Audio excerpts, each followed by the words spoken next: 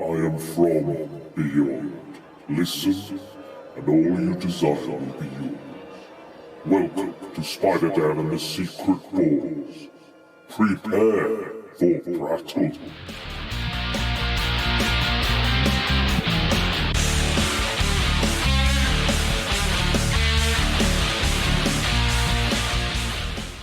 It was a defensive exercise. Yeah, best defense is a good offense.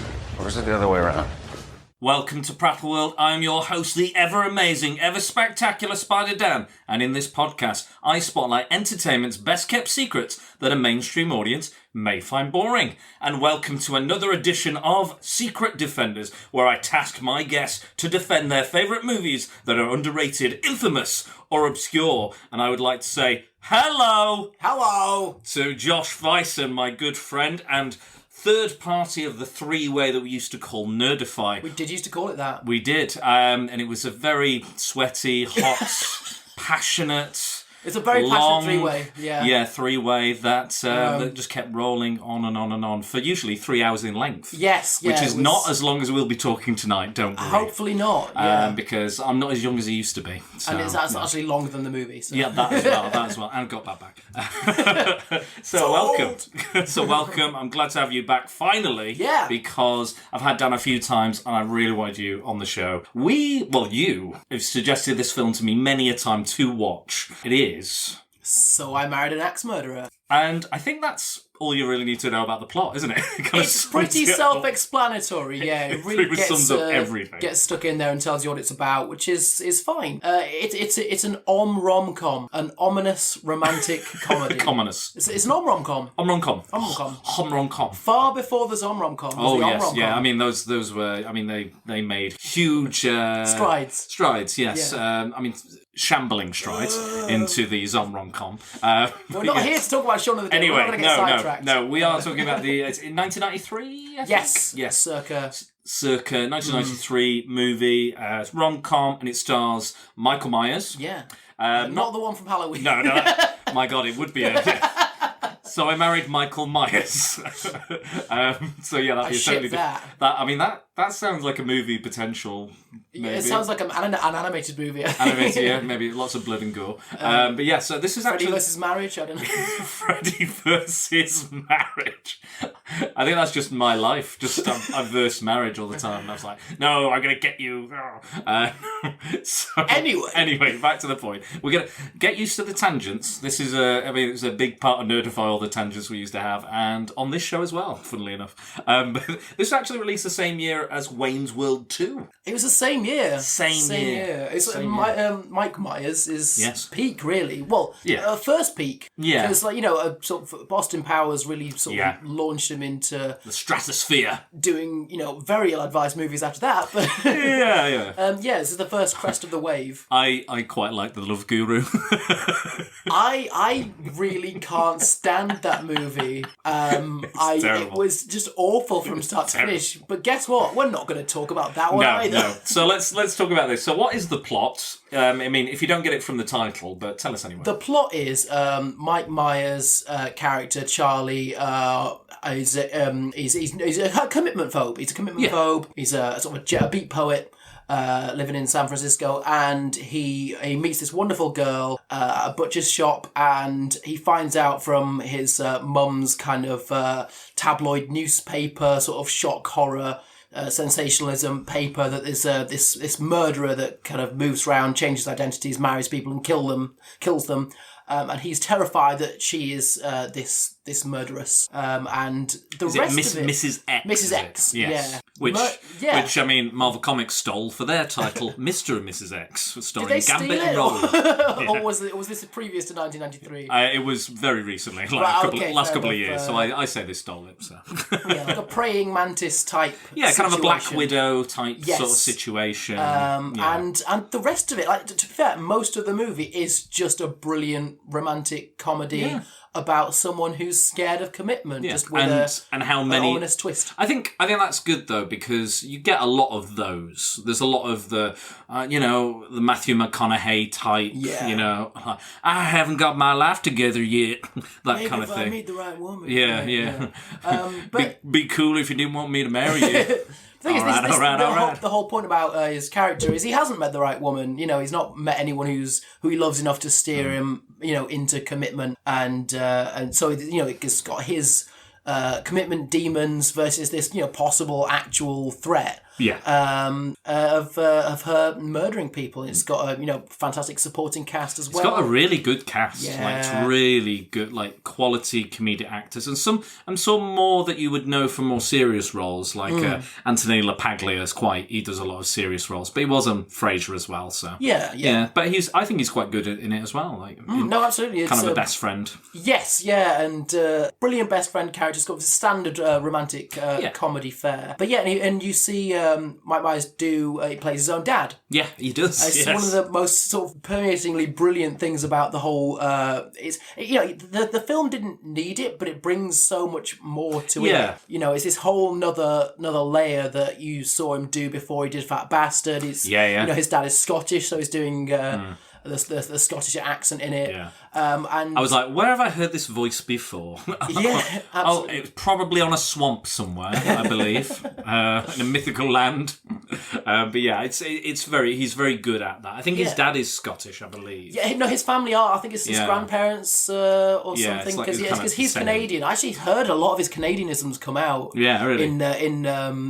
So I Imagine an Axe Murderer. He tries to Americanize it a lot, but his oars and his his I think you're right. vowels. Actually, I didn't really think of that when I was listening. No, I mean, this last time that I've just watched it, I've really been scrutinising the acting and him in particular, because he's such an interesting comedic actor, because he very much does something that's very much like Jim Carrey. Yeah, you're getting something done with the Mike Myers branding. You kind of those big facial expressions, very over the top. Exactly, it was very big in the 90s thing. It was, it's like big faces, superstar comic actors, and that was what was in, and that was what was popular. Like Eddie Murphy did basically the same thing. Yeah, he did. It's more over the top than most of your romantic comedies are in terms of those Wayne's World-esque. Yeah.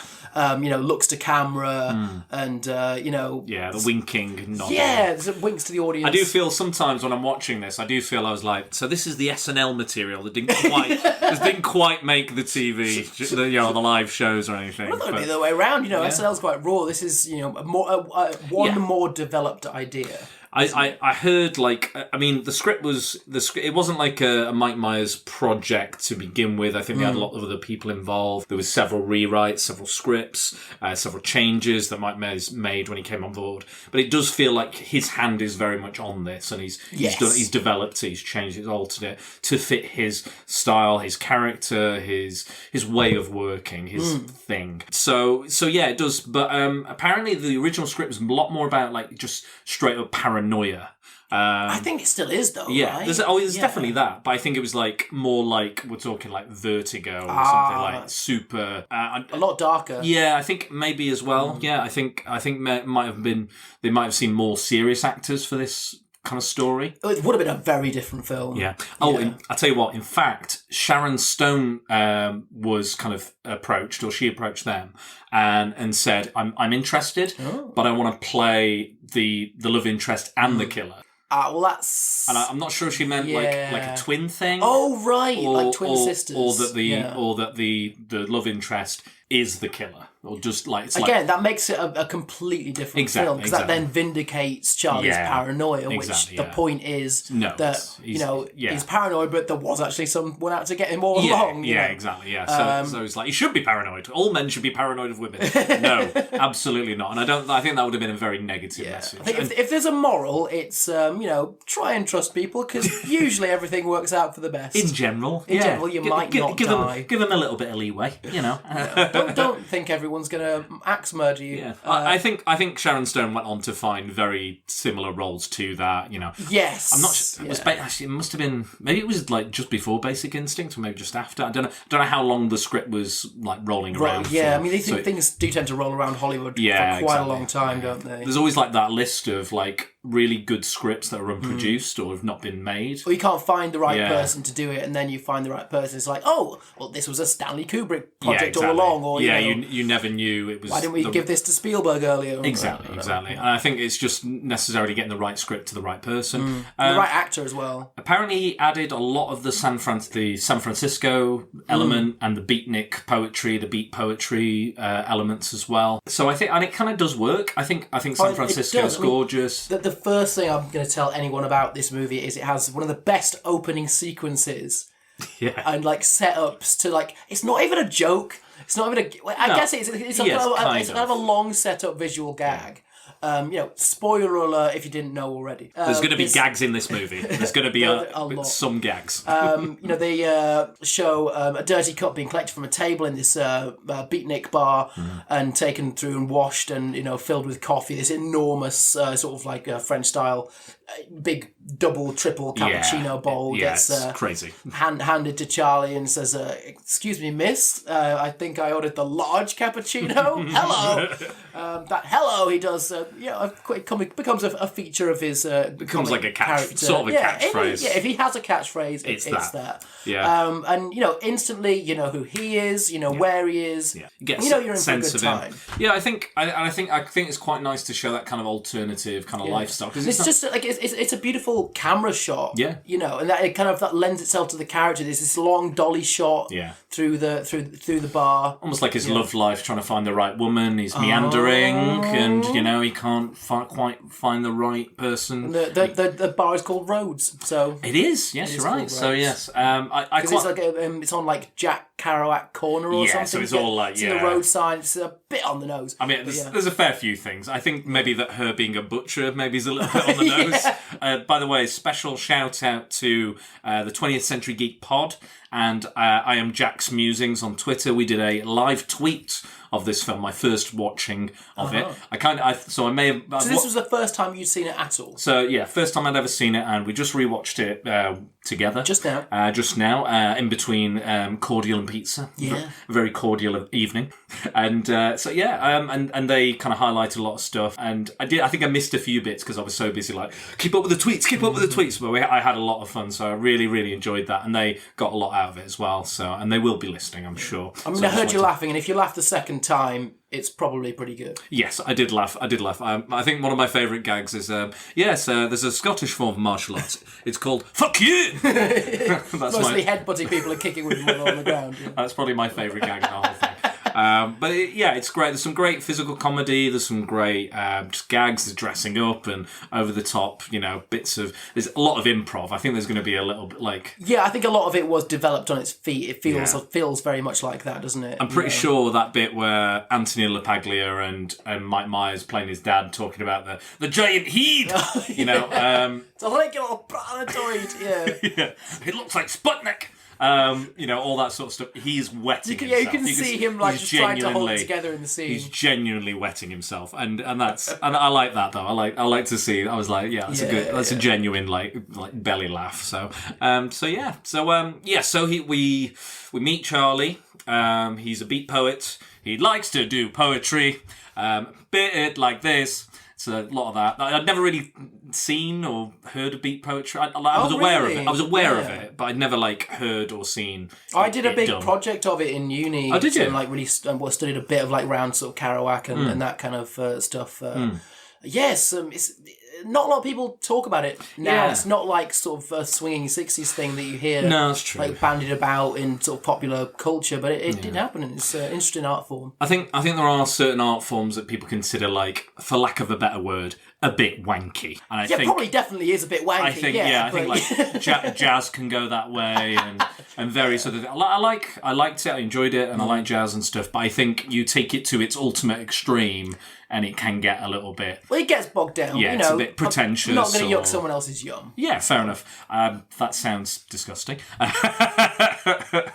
it was interesting to see that and see another side, and it's like these massive 90s coffee houses. Well, it's so lines, isn't it? These massive 90s apartments. If you really want a bit of 90s nostalgia, you know, see a lot of people's hair in curtains and like shirts on over t-shirts. I mean, I still dress like that now.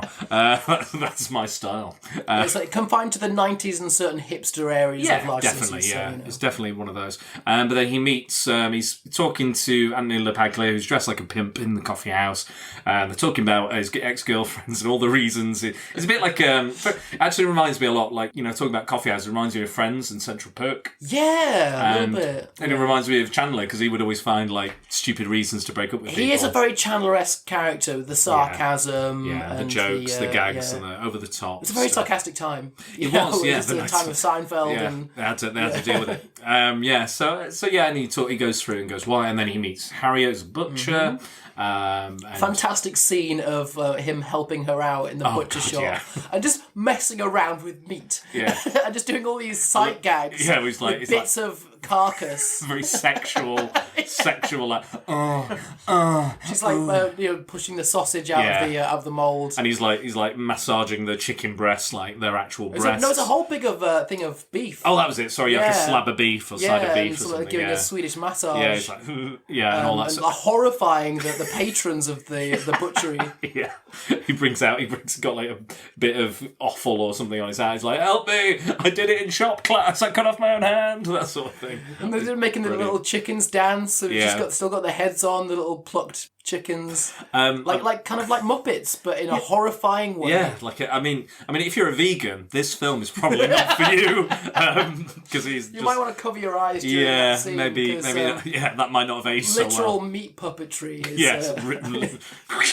Yeah, it's not for everyone. No, but interesting fact that the actress who played Harriet, I can't remember her name off the top of my head, but she's very good. She's in 3 Men and a Baby, and she actually researched being a butcher. She watched a guy, studied with a guy, and learned how to do it. A butcher guru. Yeah, butcher teacher, like candlestick maker. Sends you up steps on a mountain holding buckets of chicken carcasses. And, yes, awful on. And during that scene, she's actually doing the butchery, whatever you want to call it. Chopped up meat, yeah. Having a slice and dice. And she's cutting it away. And Mike Myers was being so hilarious, as he is prone to do. She actually cut the tip of her finger off. You told me that earlier. Yeah. Ouch. And she has to, and you see in kind of later scenes, I think she has a plaster or some such. She does as well. Yeah, so that'd be what she did. So always fill in your risk assessment when shooting a movie. Safety first, guys. Safety first, yeah. If you're going to mess around with knives, butchery, and comedians, get Mike Myers out of there. It's a toxic mix. Yes, but it's a good scene. It's a fantastic scene. They have got really good chemistry in the movie as well. They so do. It's really genuine. It's fun, and they're really likable. They're like a really likable, nice couple. But you've got that distance as well because of the whole paranoia thing. Yeah. You know, they're so cautious of each other because she's got this past that she doesn't want him to find out about. And definitely. He's got this fear that he doesn't want her to find out about. But it's all very immediate. It's not like a lot of rom-coms where it's like something like You Got Mail. You know, it's miles apart, you know, and they're Sleepless in Seattle. They're communicating through email, and it's just so cold and distant. This is, their fears are right up against each other, and they're pretty much never more than about a foot apart from each other in most of these scenes, and you get to see that boiling away on both of their characters. I think it's really nice. Like you said, like I've Got Mail's quite cold, and I think we do nowadays. We are pretty much technology. Well, you take it for granted. We're technology centric when it comes to romance and Tinder and Match.com, all those sort of things. And I think it's quite nice to go back to a time which was maybe a little bit simpler, a bit more straightforward. Chat someone up in a butcher shop. Yeah, and and it wouldn't come across creepy or weird or like, cut up that meat, stuff that chicken. It just doesn't come across like that. It's very genuine. It's fun, and like I said, I would like go on a double date with them or just hang out with them, be the third wheel. I'd still think that would be a good kind of third wheel scenario. They just seem like such genuinely real and lovely people. It's such a comforting experience just watching watching that happen. Yeah, and very warm. It is, but it's very warm. I mean, you feel involved. Yeah, definitely. You know, You're invested. You're You are. No, you're very much invested. You want it to work out. You want them to get together and to be happy. And I've been in relationships where we're both struggling. We're like, oh no, I don't want it to be serious, but you feel the way you feel, and things develop, and you're like, no, we can't be together, and there's a long distance and all that sort of stuff. But it gets stronger and stronger, and you can't help those feelings. But even though you fight them, and you fight your paranoia, you fight this, and it's quite lovely to see that kind of mirrored. Like I genuinely kind of related to it on a romantic level, and my love life, John. It's not great. So when I get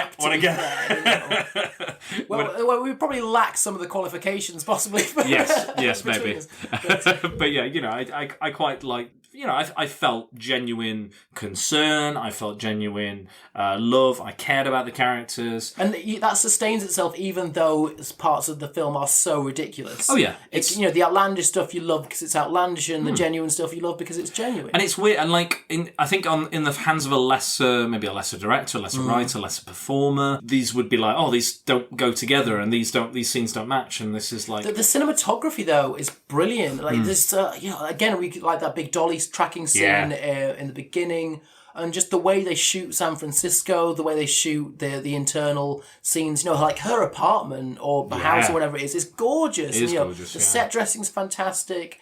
It's always there's no matter where they go, it always looks great. Or it doesn't look cheap. Like I don't know what park it was in San Francisco where he's pretending to be like the ballet dancer. But it's this these gorgeous arches, and it's sort of at night with everything uplit. It's just think where is that? That seems. I want to go there. Exactly. Yeah. I want to go to San Francisco now. Let's book a holiday. Book a holiday. San Francisco holidays. San Francisco. Get frisky in Frisco. Lose your sanity in San Francisco. So, let's talk about some of the other characters. We talked about their romance, and Charlie's very much. He is Mike Myers. He plays Mike Myers, but that's not a bad thing. Absolutely not. It's not. It's you like him. He's very affable, charming. Let's talk about Anthony LaPaglia. He plays the best mate. Yes, he's trying so hard to be the hard bitten cop that you've seen on hard-boiled TV. detective. But he's really just sort of a normal Joe doing a job, filling in paperwork for the most of the time. And he's kind of bitter about it. But you know what I do like about him? What do you like about him? He's not one of the stereotypical kind of romantic comedy best friends. Break that down for me, Dan. What I mean is that there's you've got the lead. Usually you have at least one guy who's sensitive, caring, is all about kind of genuine emotion, genuine relationships, genuine stuff, and wants the lead man to get with a person and do it in the right way, and in a sensitive way, and cares about him and cares about the progression of the relationship. Then there's the other guy who is the exact opposite of the sensitive guy. You're right. He usually is a bit of a dick. Yeah, he's a bit like he's for lack of a better word, like a toxic male. He's like a bro. Yeah, a bro, proper bro. He's like, you should just need to hit it and quit it, man. That sort of thing. That shit. Yeah, I just kidded and quit it with all my ladies. Let's go out and get drunk. And then usually he's trying to get advice off both of them, and usually kind of goes down the middle, or he takes the bad advice and uses that. But there's that kind of negative portrayal of oh, well, I just nail her and run, all that sort of stuff. And I quite like that. He's a genuine guy. He's a cop, and he's a cool cop, but he's also quite a sensitive cop as well. Yeah, they have their little bro date to Alcatraz, don't they? On the police boat, no less, as well. Phil Hartman is the... I love Phil Hartman. I can never get enough of Phil. I miss Phil Hartman. Yeah. And that whole speech he has, the whole bitch speech. Yeah. Is it Machine Gun Kelly as the bit? He's like, got a bitch. We call it in the prison a bitch. All that sort of stuff. He's fantastic. Vicky, isn't he? Yeah. He's like, my name is John Johnson, but most people know me as Vicky. It's brilliant.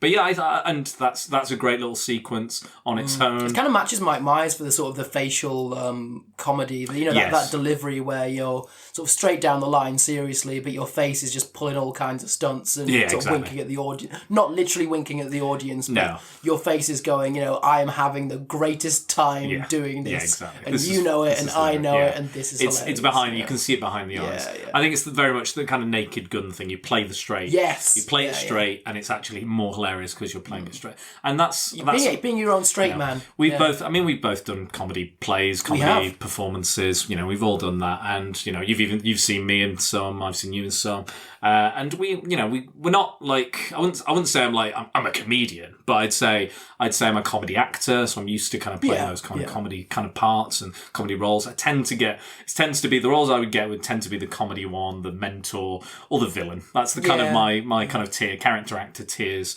and variations on that. But yeah, and I think, again, I'm not an expert in comedy, but, we know what we're doing, and we know when we see good comedy. Yes. And I like all types of comedy, like gross out comedy. See, I never liked gross out comedy. It doesn't really appeal to me. To me, that just, it doesn't make me laugh. It's not that it's too far. It's not that I'll think, oh, that's disgusting. I'm not going to watch that. I just don't find it funny. I like jokes. Yeah, I just like jokes. Jokes, Set up, delivery, bam. Yeah, and I think that's good. But I do like the whole the certain comedies where it's very like silent comedies I love. Slapstick comedies I love. Witty kind of political comedies like The Thick of It and things like that. But this movie has like a lot of that in it. Yes, it's kind of a mosaic. Yeah, definitely. As I said, it goes from very serious to very sort of extremely oddball. And, definitely. And the comedy morphs and changes. And I think that's good. It's kind of wry sarcasm about his mum taking the paper seriously. Yeah, exactly. It's like you refer to it as the paper, and then you have him doing his Mike Myers "I'm a clown" thing. Yeah, exactly. And I think that's good though, because he keeps like you said. If there's some gross out comedy in this, not really, but if there was, it wouldn't be your cup of tea. But luckily, there's some other form of comedy that you're able to admire or take. You go, you know what, this whole film was crap, but I like that one joke. There'll be at least something for everybody. And I think that's the good kind of balance, because you're also not expecting it as well, so it can catch you off guard. And the thing about the comedy is it is a tonic to the underlying sort of. Is she, isn't she, this murderer thing. It's really, and it really helps that the film does a really good job of keeping you on your toes and keeping you on the edge of your seat, and then just undercutting it with the comedy. And then all of a sudden, bam, we're back to, well, I just forgot about that. Is she, isn't she? Do we trust her? Do we not? There is quite a lot of like kind of red herrings and stuff, and there's a lot of kind of, because the thing, the Only You thing, when we watched it just now, the Only You thing, I missed that. Oh, somehow. You missed that element of it. So I missed that kind of setup for the lounge singer. Yeah, it's kind of like Only You in 8 languages. Yeah, exactly. So when she starts singing it, I was a bit like, oh, okay, it's a bit creepy, it's a bit weird, and they're reacting like it's a bit like, okay, and probably normal people would as well. But the fact that they set that up earlier, the way I read that scene is like she's just as drunk as everyone else, and she's kind of lost her husband. It's like, I'm gonna sing, and the reason it seems creepy is because you have that. When someone drunk is absolutely 100% serious, they're going to do something, and you see that fire behind their eyes, and say, "Okay, well, there's nothing that's going to stop this." Oh dear! Like when your mate tries to steal a traffic cone on an 8-lane highway, it's like this is happening. We just have to watch it play Too good out. for the cone.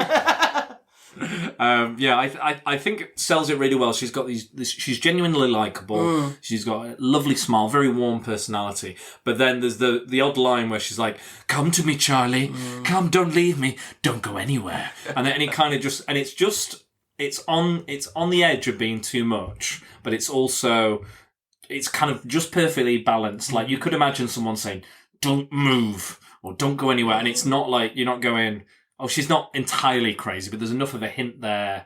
The way she said it, that she might mean it in a serial killer type way. And you really subtly see the fear in her eyes and the insecurity. It's a really well balanced, subtle performance. And you're not quite sure, is she just terrified to lose him? Is there something else? And because spoilers, she's not the killer. Bum, bum, bum. Bum, bum, bum. If you haven't seen this mid to early 90s movie, we're going to spoil it now. So well, it's too late. It's your fault. You missed out. What were you doing with yourself? Yeah, exactly. Well, I totally missed this. And I think that's maybe is the reason, because Wayne's World 2 came out that year. I think this kind of was like... Probably overshadowed it a bit, Just went a little bit under the radar, and I think maybe it was released. Maybe it was filmed earlier, but released later to coincide with that, coincide with the popularity. Yeah, you got to ride the wave. Yeah. And I mean, I understand why.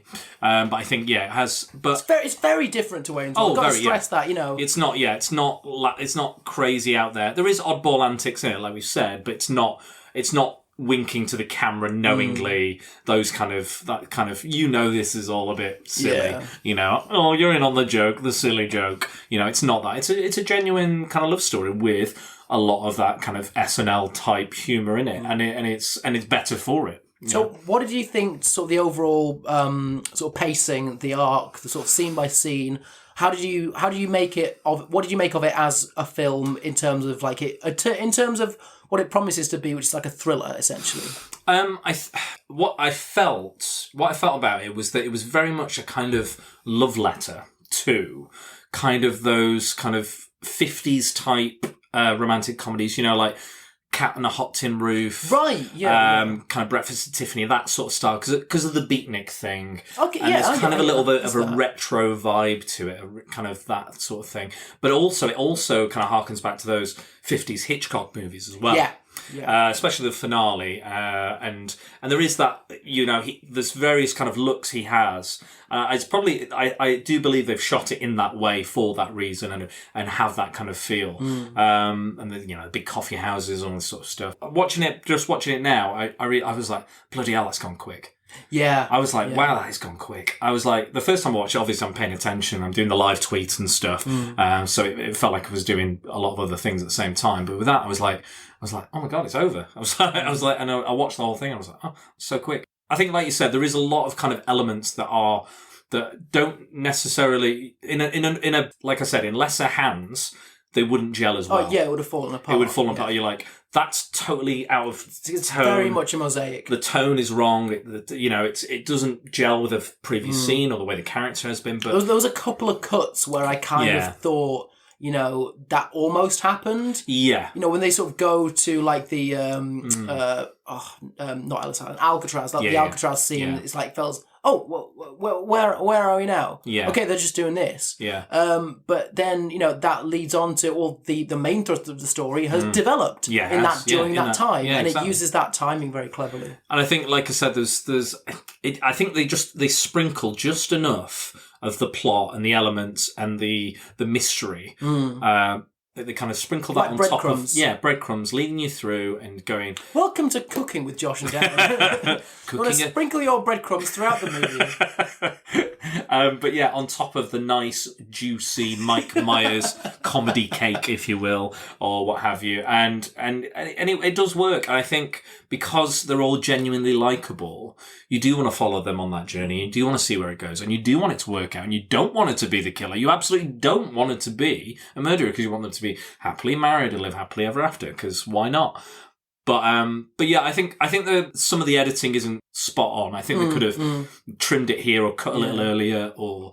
But it's a big aspect. Anything to be perfect. Oh yeah, definitely. I mean, that's most of my favourite films have hideous holes in them, but I love them. And again, this is the slightest of slight niggles, and it's just like the odd thing where it's like you linger on a shot a little too long or things like that. I think the soundtrack is great. Yeah, it's pure absolute 90s fun. I will say that they go all in on There She Goes. Yeah. There she goes. There she goes. Again. and again. So we do hear that a lot. It's a great song. It's a Don't get me wrong. Song. And like I said, it's like Charlie's theme, though, isn't it? Yeah. It's very thematic in that it's used to sort of brush the plot along, saying this is our love theme for this for Charlie. She goes, I love and when they use it the second time, I think it's when he's seeing her walk by or doing something. Or he's driving by. No, he's driving by the bookshop. Yeah, she dresses as Swedish. Yeah, and he sort of raises his sunglasses and a sort of a little nod to her, and she's like, I'm 90s. I've come back to spy on you at work because we had a little thing. I'm going to creepily leer at you. Yeah. Oh yeah. While I'm driving slow in my my topless car. Another fun fact. What's that called? Convertible. Yeah. Topless car. Another fun fact is when Mike Myers was driving, he crashed. Did they? No, he didn't. I made that up. But I convinced you. Don't I feel like a... Acting!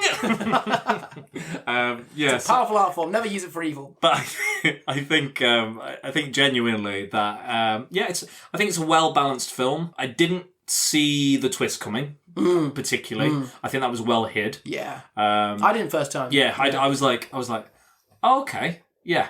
And I think when I first watched it as well, I got a bit confused. I was like, where's the axe murder in this? Because I mean, it's in the title. There's no, and like you only see like an axe in the last act. Yeah, and I'm like, they haven't found the bodies. They don't know where everybody is. There's a bit where they talk about poison, and I was like, and I think again with the live tweet, I got a bit distracted, and I thought, so she poisoned them. So she's not an axe murderer.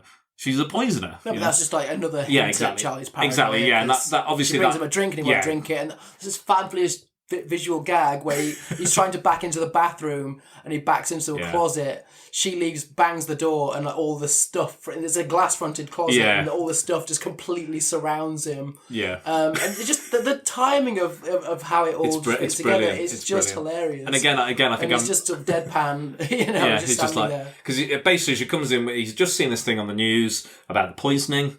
People are getting poisoned, and there's loads of reasons for poisoning. It's just this weird kind of sensationalist kind of news segment, and she comes in and goes, "I've made you a shake." Yeah, doesn't look like a milkshake at all either. It doesn't. It's supposed to be a shake, and it's more like a cocktail or something. A sort of pressed juice type like a juicer thing. Yeah, but I was like, that's not a shake. Like if you said like it was anything else, but I was like, I hate that cocktail. About. I saw one of my friends. It's like it's in the script. And they've learned the script. Yeah, and then the food production couldn't get it. Didn't. Well, no, couldn't, or maybe they've been given a different note. It just has to be a drink. And it got a different thing on set, and then you just have to shoot that day because I don't know. Could someone not run to McDonald's? I don't know. Can someone not can you not alter your line maybe ever so slightly? It can't be that hard. But I went to see my friend Nathan Smith, who's been on the show. You met Nathan. He did the Pied Piper of Hamelin as a kind of a kids' Christmas show, and he played various characters in that. And he helped they all helped write the songs, kind of organically while they Rats and Abductions, great stuff. I know, and like and I remember the guy who played the Pied Piper was very much like a Michael Jackson type. What way? He had like a voice. He had a voice that was kind of like Michael Jackson. Like, hey guys, come follow me. We'll revolt. We'll beat the people into submission. So it was very weird. But in it, they spent all this time developing, writing, composing the songs, and they're all the lyrics reference his hat. Right. It's like the Pied Piper's in his hat. He's gonna lead these rats, whatever. And the costume was a hood. It had a hood. And all the way through it, I was like, every time they referenced the hat, I was irate. I was like, it's not a hat. It's grating. It's not a hat. Yeah, but hood doesn't rhyme with rat, Dan. I know. But well, maybe the costume designer shouldn't have gone, so is there anything that is integral to this character's costume that he needs to have?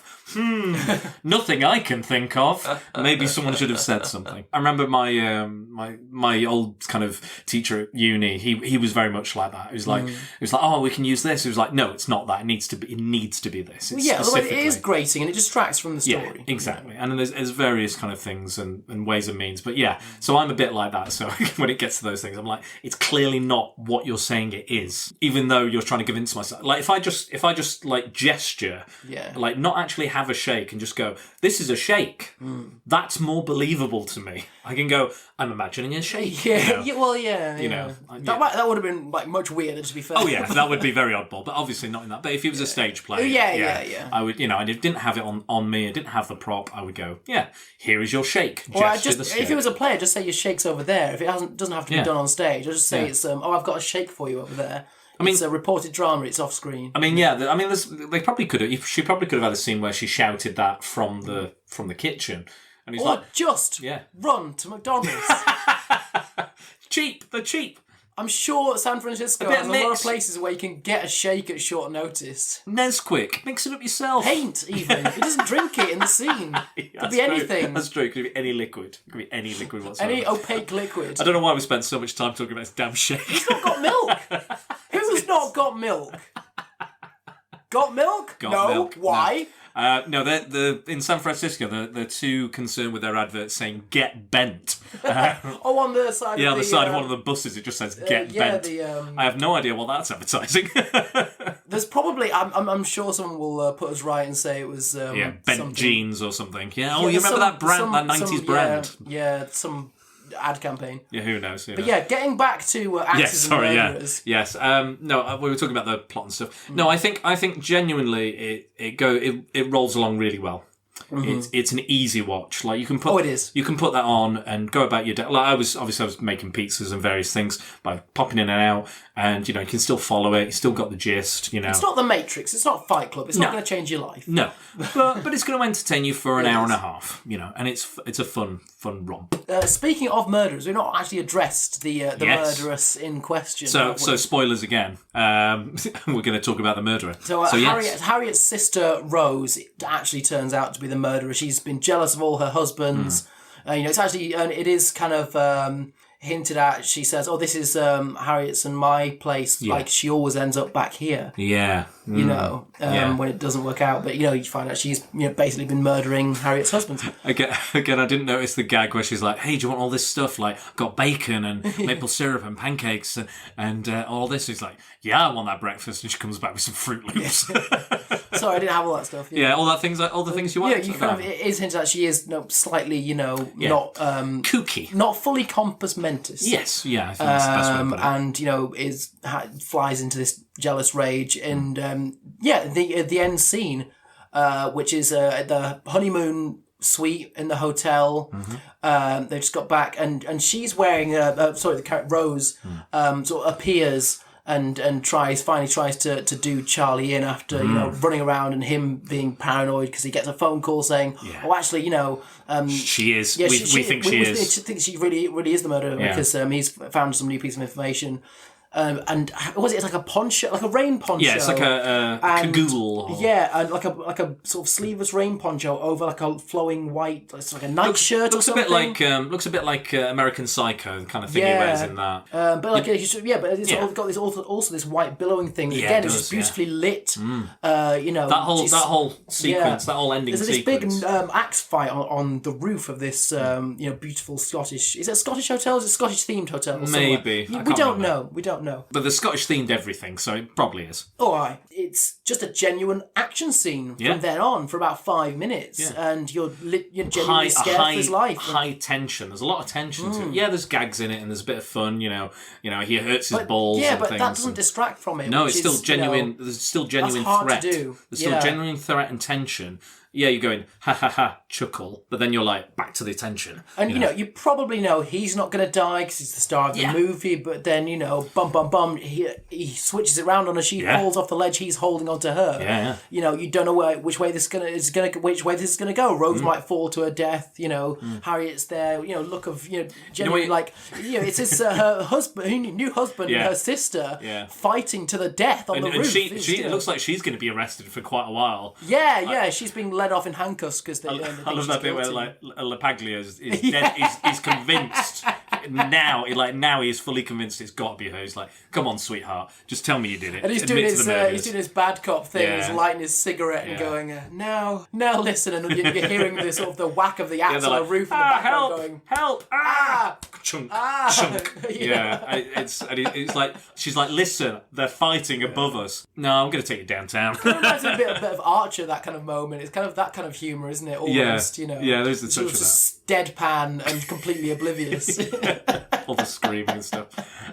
It kind of reminds the end kind of like I said, it's very Hitchcockian. It's very it's good. It looks great. It's lit well. It's like you said, a genuine great action sequence. That like the effect of the axe being thrown. Yeah, looks great. It still looks good. It was very convincing. Kind of reminds me of another 90s movie, Last Action Hero. Oh, he's got. I think they're called the Ripper. I think he's called the Ripper. The guy in the raincoat. I've not seen it in so long. Yeah, it's his big yellow raincoat. And he's got the massive axe, and I think he ends up knocking Schwarzenegger's son off the roof or something. He's throwing. I'm pretty sure he throws it. And there's a big got 3D effects and CG. But it kind of reminded me of that because it was, it was raining and she's got the cagoule on and she's got an axe and all that. And I think I'll probably have to talk about that movie at some point. But yeah, you're right. You're absolutely right. It's a genuinely fun, and it's not like some comedy films fall in like the last third act. Yeah, because we've told all our jokes and we don't quite know where to go. How do we resolve it? We know we're going to wrap it up like this because it's a romantic comedy and they're going to go and get married or ride off into the sunset. Yeah, and exactly. We're just waiting for it to happen. A good example of this is Coming to America. Ah, yeah. Amazing. First act, second act, third act. It just kind of it kind of goes. Oh, gonna marry? No, we're not gonna marry. We are gonna marry. Oh, it's you at the wedding. Surprise! Pull off the veil. Yeah. We don't approve of this marriage. We do. We don't. Who knows? And it's a lot of that. Like, there's almost no jokes. Because you're just tying up loose ends and wrapping up. You're just well, I've got to have this and this, and then the best friend has to he has to pair off somebody. Get rid of his, conclude his little arc story, that you have for him or whatever. Yeah, and I think that's a really good example. And it all has to happen at the same time, so it's a bit artificial. And I love Coming to America. It's one of my favourite comedy movies of all time. They make a sequel to it. I'm like, sure, do it. I'll watch it. But yeah, I think a lot of comedy films do kind of fall into that trap. But this was a genuine, thrilling, and a good resounding of a resounding success and resolution of everything that we've talked about and gone through. Tell you what I can compare it to. I've been searching all day to compare it to something. Fish Called Wanda. Okay. It's action, it's comedy and it's action, and it's silly and over the top. Yeah. It's got a lot of the same beats actually, and you genuinely don't know what's going to happen until the very end. I've never seen it, unfortunately. Oh my god! I know, right? I feel an urge to act physically violent towards each other. That's awful. I didn't marry an axe murderer, but I've let one into my house. Oh no! Split me in twain, Josh. But maybe that's for another time. Maybe we'll do that for another time because I love a bit of John Cleese. A lot of John Cleese is even better, and A Fish Called Wanda. And there was kind of not a sequel, but kind of same actors came back. Yeah, same cast. Fierce Creatures. Yes, I heard about that. Brilliant. Yeah. Kevin Kline, Jamie Lee Curtis. You definitely have Michael to Palin. absolutely get on that. Yeah. So I know everything about the film. I just haven't seen it clearly. Worth a watch. Anyway, overall, what did you think of it? My recommendation, do you think that was justified? I think, as much as I enjoyed it, I don't think it's his best work. No. I don't think it's his best work. I'll go with that. And I think that's fair to say. I'll go with that just because Wayne's World is so good. Yes. Austin Powers, yes. Wayne's World, yes. A couple of his other appearances or movies I've enjoyed as well. I like Michael Myers as a talent. Mike Myers as a talent. And I do like it a lot. But it's, like I said, it's not his best, but I would highly recommend this to people because I think it's fun. I think you can genuinely enjoy it. It's sweet. It's got enough going on underneath the kind of lovey-dovey stuff to keep you interested if you're not necessarily into that, or if you don't even like the type of comedy or the type of jokes. You've still got at least that. I think there's something for everybody. It is very sweary, isn't it? It's quite sweary. It's a little bit sweary. Yeah, I know that surprised me actually because I didn't think that it would be that like I'm not like I'm like I've dropped F-bombs and C-bombs on here, so I was kind of trying to spot that. I counted 2. Okay. From him. 2, yeah. There might be a couple more. I know technically in a 12A you can PG-13. Yeah, PG-13 you can drop one F-bomb, but it has to be not in a sexual connotation. So you can you can say fuck, but it has to be fuck off or fuck you. Or oh fuck. Yeah, or oh fuck or fuck me maybe or something like that, but not like I'm going to fuck you. Yeah. Anything like that would be not. That's a non-starter for a PG-13. So I'm guessing this was like before. Was this before PG-13 was a possibly thing? I know it's been a thing in the US for far longer, hasn't it? I know for us 12A became a thing with Spider-Man. The first Spider-Man movie created that because kids were like, I want to see that. Yeah.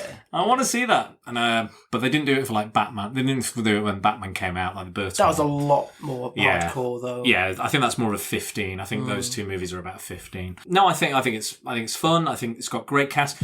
Someone I haven't talked about who I absolutely love in this is really surprised to see him was Alan Arkin. Oh yeah, as the very sensitive police captain. So Anthony LaPaglia he's trying to be this hardcore, hard-boiled, Starsky and Hutch type kind of cop. He just wants his captain to chew him out. And Yeah, be just chew his arse out and stuff. And he's like, oh, Captain, I've never done this. I've never. I think he does manage to do quite a lot of the stuff by the end of the film, doesn't he? Like trying to commandeer a vehicle. He's holding kind of somebody taking it up off his list, isn't he? Yeah, so it's kind of that's He quite didn't do nice. the helicopter thing. It's a shame that wasn't paid off. Did they fly in a helicopter? No, it was a plane. Why don't they make a helicopter and have him fall out for a second? Like have the guy just be like, ooh, whoa, and he falls out and he hangs on and he has to climb back in or something. Maybe it just didn't. Well, maybe it was just too on the nose. Who knows? But I would have liked the. I would have liked that to pay off. Yeah.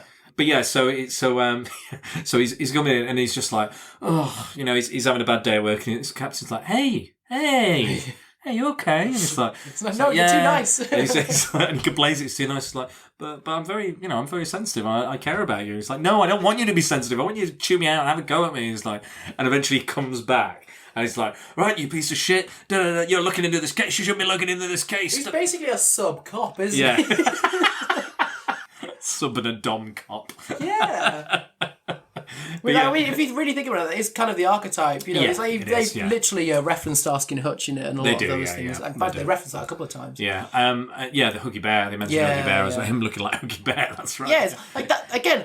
That's such an odd. He's sort of dressed in this outlandish. Very 70s pimp costume in the first scene. It's never explained. It's never revisited, and it's never paid off. So not really. I think he's probably clearly a fan of the show and kind of. Yeah. But I think in that kind of world, in that kind of alternative kind of everyone's dressed a little alternative, a bit different and stuff. I think you probably get away with it, to be honest. It works in the scene. Yeah. Just because it's such a crazy scene. You've got like a lot of alternatively dressed people, like 90s alternative. Yeah, very like kind of grungy. And it's kind of like in the 90s, like all kinds of alternative people, I think, still used to hang out together far more than they do now. Yeah, because now you can find your niche. Walls. Yeah. So it's this kind of like coffee, jazz, poetry bar is kind of more of a mixing pot, and definitely. So within that scene, I think it works more easily. Yeah, definitely. Yeah. So what I like about it is Alan Arkin. He becomes that hard-boiled captain. He has a go. He's like, oh, and he throws him against the wall, and then he leaves, and then he comes back in and goes, that was really good. And he's like, oh, was it? Was it a bit too much? Yeah. Was that a bit too much? Or And he's like, what about the ethnic slurs? When I was talking about you being Italian, he was like, no, it's fine. Don't worry. I was loving it. So it's quite nice because it's almost like after you're doing rehearsing a scene or something in like a play, and you come out and you go, was that all right? You think that was good? Did that work? Especially when you're trying to do something really hardcore. Yeah, like really full on. Yeah, so you've like just murdered your wife, and you in your full sort of you've got moment, to conjure up all that energy and all that. And it's like, so guys, that line, did I get the A right? Yeah, I quite like that because did my accent slip? Or? He kind of just slips out of it, and he's like, it's good, yeah, and he's practicing. He's also practicing when he leaves. I think it's great. I love Alan Arkin as a performer anyway. He's great, absolutely talented. He was written and like a genuine surprise. I wouldn't have expected to see him in something like this. I read as well that a lot of these actors, Charles Grodin's in it as well, famous from Beethoven, the Beethoven films. Yeah. He's in it. Apparently, the reason all those guys signed on, Phil Hartman and everything, it was to work with Myers. It was to work with a film with Myers because he was such a talent, such a rising star. They thought he was hilarious, thought he was good. So they signed up to this movie, and it really does sell this movie. It really helps because it's just, wall to wall, comedic geniuses who are great on their own, like great. And you can see them having so much fun. Yeah, they're in a blast. And I think that it feels like you kind of come home to like old friends or something. Yeah, it's a really, like I said, apart from the swearing in it, it's a very easy watch and quite. The swearing isn't that bad. I don't think. No, it's not. It's not that. A couple of fucks and a bastard. No, exactly. We're not run into in a supermarket. To be honest. It's not a Tarantino film by any means. But I was thinking, like, would I show like a child or a teenager or something like this? So I was like, yeah, I think you could probably get away with it. I think they probably wouldn't get it anyway. Really. No, maybe it's quite that. It's such a long time ago now. Thinking about it. What's a zero child? Yes, it's so old, Dan. as I could relate to the so children. damned old. The children. To be fair, like this weekend, I've been helping out the Batman Day in Oldham at the Comic Den with Dennis Whittler, who's my last guest. And I don't work there, and I was like convincing kids to buy these Batman comics. I was like, here, buy this. I was like, this is crack, and I'm going to sell it to you. And it's like, here, buy Catwoman when in Rome, because when in Rome. But yeah, and they're This like, is your comic book boyfriend, and they're all like, comic book pimp. Pretty much, it was pretty much that. Yeah, and that was it. It was like, oh, this is your comic book and they're baby. like, oh, it was like, do you work here a lot? I was like, I don't even work here, man. They're like, you don't work here? I was like, no, this is fun. They were like, all right. Remember, kids, comic books, not even once. New addictions. Don't worry, I'll get you on some Class A's, kid. So, can I force you into Yes. a rating out of 17 on So I Married an Axe 17, Murderer? yeah. So Josh likes to rate things out of 17. Why do you rate things out of 17, Josh? Because if you ask someone a rating out of 10, a lot of people will just go, oh, I'll give it a 5. Yeah. And because, it's got a middle. A 17 is a prime number. You actually have to come down on one side or another at least and actually think about it. It forces your brain into a thinking procedure. This is why I like talking to Josh, because he makes me feel dumber for having talked to him. No, I think that's good. No, I like that. So at 17, I would say I'm going to give it 14. That's a solid score. I think 14 is good. I think it deserves that. Yeah, I think again, like I said, it's not his best work, but I still enjoyed it. I laughed out loud. Even after seeing it twice, I still enjoyed it. Again, it was an easy watch. And that's twice in pretty rapid succession. Yeah, it's like within a week basically. I've watched them both, and it's fun. It's a fun book, a fun film, and yeah, I think 14's. I think that's a solid score, and the few niggles that I have with it, which are very minor, really. But yeah, loved it, and I think it doesn't need much defending from you, Josh, because I think it is good. It just needs attention called to it. Because I tried to buy another copy of it on DVD because mine's in storage, and I was informed that the Blu-ray was discontinued last year, Really? and the DVD was discontinued 5 years ago. So. Well. This is what this podcast is all about: is bringing attention. But to it is available Great. online. Yeah, so you can rent it from YouTube or Amazon or various places. So yeah, you can get it. You can get it. But that's it. That's why I bring people on like yourself to raise the attention, raise the profile of all these films, because they're good for the most part. Like all the ones that I've watched with everybody, for the most part, if I've not loved it, I've at least liked it. And that's great. Even Spice World. Spice World's a good movie. Yeah, it's fun. It's fun. It's not technically what I'd call a good movie, but I enjoyed it. You should go back and listen to that. It's a great I one will do. with my friend Gary, who's not well at the moment. So start feeling better, Gary. Start feeling better, and we'll get you back on. We'll do some more camp goodness, I'm sure. But yeah, 14. 14's a good shout. But yeah, it's good. It's fun. It's got people you like in it. Genuine fun. Genuine laughs for the most part. Is there anything else you want to say about it, Josh? I don't know if we've covered it. I said just go see it. Yeah. At the very, very least, it's a nice trip back to the 90s. Like we said, it's on Amazon. Rent it on Amazon or rent it on YouTube. But I think it's been really fun, and this has been a really easy. I mean, you've not had to do much defending for me. This is an easy job normally I have for to you. fight a bit harder. I'm like, right, what do you want to watch? Star Trek 3. Oh, great. But yeah, no, it's been a blast. It's been really good having you. And again, I'm aware of the time. I don't want to keep you too late on a Sunday eve. But this has been a really, really good fun. I really enjoyed the live tweeting with 20th Century Geek Pod. And I am Jack's Musings, who's my biggest fan. Tapped into that important So I Married an Axe Murderer crowd. It's a big. I married a Jack's murderer. But no. But yeah, you've got to keep sharing, keep subscribing. But before we go, where can people find you on the social medias, Josh? Because they might want to follow you or keep up with you and what you're up to. I am at Josh Fyson on Twitter. I sometimes tweet, so you can find me there. I sometimes tweet. So you're not too sure. I think I've got you on the Twitter. I think I've got You should have. I've probably got more stuff that I'm actually going to be doing online at some point in the future. Maybe a YouTube thing. If my handle isn't Josh Fyson, it's usually Captain Quantum, spelled with a K on each word. Okay. Captain so that's it, really. Yeah. Right. Well, you can find us, Spider Down the Secret Boars, on Facebook if you type in @Secret Boars. On Twitter, it's @Dan_Boars. On Instagram, at Spider Dan Secret Boars. The podcast is available on Podbean, Apple Podcasts, Google Podcasts, Stitcher, Spotify, YouTube, and many, many more. It's no longer available on, or it won't be available on Podcoin anymore, because that's being shut down.